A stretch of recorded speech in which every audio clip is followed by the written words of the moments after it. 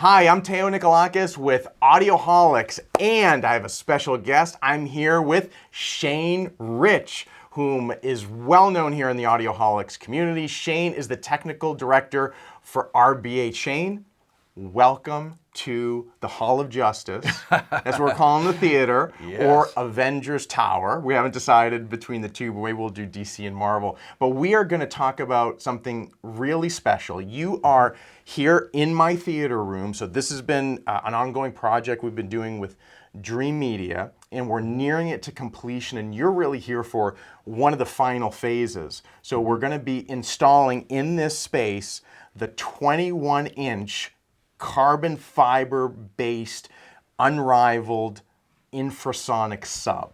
Yes. And we're going to be talking about that in an additional segment, so stay tuned for that. But we're going to focus on these guys right here, which I'm really excited about. We're going to have a pair of these in my theater room, and these are the 1212 SWs, correct? Yes. Part of our signature series product. You may remember that I've had for such a long time here the RBH SVTR. They are probably the speakers with the most amazing bass output of anything I've experienced, probably under $40,000. I don't think anything in their price point can touch them even close, but they absolutely go way up. And what we're going to do is we are now replacing that low-end setup to anchor with these guys and the Unrivaled. So they blew me away. These are 5 inches deep, and they're 56 or so inches tall. And we have a dual driver configuration. And the SVTRSs have an aluminum cone, and that's mostly what I've been accustomed to. The Unrivaled has the carbon fiber cone. And tell me what this is driver you're using here. This is a polycarbonate cone driver that we do in our really low profile 12-inch drivers. Okay, so these are dual 12-inch. Yeah, dual active 12-inch. So we do have a version of this that's smaller in size that has an active and a passive driver in it as well. Got it. So there's a lot we're going to talk about just in a second here. But the use case for these subwoofers has blown me away. Before we hit record, we were talking about all these different use cases. So in my particular theater setup, what we're doing is the anchor to the system is going to be the 21-inch Unrivaled. But in order to really get great bass distribution in the room, wanted something that was going to be flexible, low profile, but still have reference level quality output on the bass line. And this is what you all recommended, and this is a pretty new product. So I was looking, you don't even have it on the website yet. So you all are getting a sneak peek. Hopefully it will be up by the time you see this. Yes. Okay, this can be hung on the wall, and it has a French cleating system, right? So there's a cleat here, top and bottom.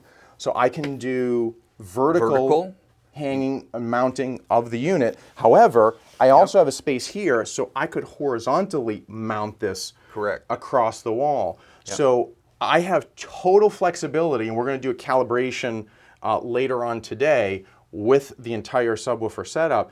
I can pretty much put this anywhere in the room. So I can hang it on the wall, I can put it near the baseboard, I can even, because of the low profile, fit this under a couch. I can put this under any furniture that I may have, either in the theater area. And when it comes to lifestyle applications, those of you who have really been yearning for a sub solution that's going to give you that reference performance without compromise, and you need it either in a living room, you want this in some sort of media room, but you have aesthetic constraints or aesthetic requirements or spousal requirements, this is really a fantastic package. So out of the box, I can get this, you're telling me, in black and white. Correct? Yeah, black or white with black or white grills. Okay, and the grills are magnetic. And these aren't cheap magnetic either. I have to tell you, I mean, those have unbelievable grip to them, unlike some products that we've reviewed. So typical RBH high quality grill. Now we were talking a little bit about customization. So my sidewalls are Benjamin Moore pewter for the color, let's say. And if I wanted to do a color match, or anyone wanted to do a color match, you could do that for any custom color that a user might have or an enthusiast. Obviously, there'd be an upcharge, but you could take either the paint code, you could take a swatch requirement, and then you could custom do that to order. Yeah. Wow, that's unbelievable. What else do I need to know about this guy? Well, just from a build quality standpoint, as you know, I had trouble moving them. Yeah, made of HDF, so really solid enclosures. Yeah, and so you're really not sacrificing performance in terms of the quality in this case. A lot of times, people will think of an in-wall or on-wall speaker as being maybe a step down in terms of quality. That isn't the case, and of course, that's not the case with what you have here already that we're integrating these subs into the system that you're using, the Focal product. So this is going to be a great matchup in terms of getting the proper, well, first of all, let's face it, everybody, if you're putting a subwoofer into a room, you want low frequency extension. Right. So these will play down to 20 hertz. You'll get 20 hertz output in your room with these subwoofers. So they're, in this system, we're using our 2602 amplifier, I believe. Yes. You have that. And so we have essentially over 2,000 watts per channel capability. Now, that amplifier... 2,000 watts are going to be feeding from 1 amp, or bridgeable, if somebody really wants to go. 4,000 watts. You could bridge that amp. Yeah, so that's what we're doing for the 21. It's using the full 4,000 watts for one sub. In this case, we have the 2,000 watt per channel, and it is programmed specifically for these these subwoofers. The amplifier is, in terms of the characteristics, there are multiple settings on it. We have essentially your standard LFE type setting, a setting with a high pass filter built into the amplifier. Most people probably use it in LFE setting where you're using the full signal coming for your receiver processor, and you're using the bass management to manage the low pass filter and where that crosses over to the rest of your system. And in this particular case, so you all know, what's anchoring the system from a processor and basic amplification perspective is it's the Focal Astral 16. So that is based on the Storm audio platform. So I have 12 channels of onboard amplification. I think they're the Pascal modules. They're 250 watts per channel. And then I have 4 assignable XLR outputs. So we're going to use 3 of those assignable channels to the 21-inch Unrivaled, and then the other 2 are going to go here, and then we're going to use Dirac Live with the multi-sub bass management capabilities to do the integration along with the DSP-paced amplifier. So really a reference grade setup. Absolutely, yeah. It'd be really exciting to see the full system integrated together with these subwoofers. So really look forward to that. The other thing that we might want to mention regarding these is that, again, we have a smaller version of this, or if you have a specific situation where beyond color you need the subwoofer sized to fit into a unique space, you're trying to integrate it into a small constrained area, give us a call. Talk to your dealer, have them give us a call.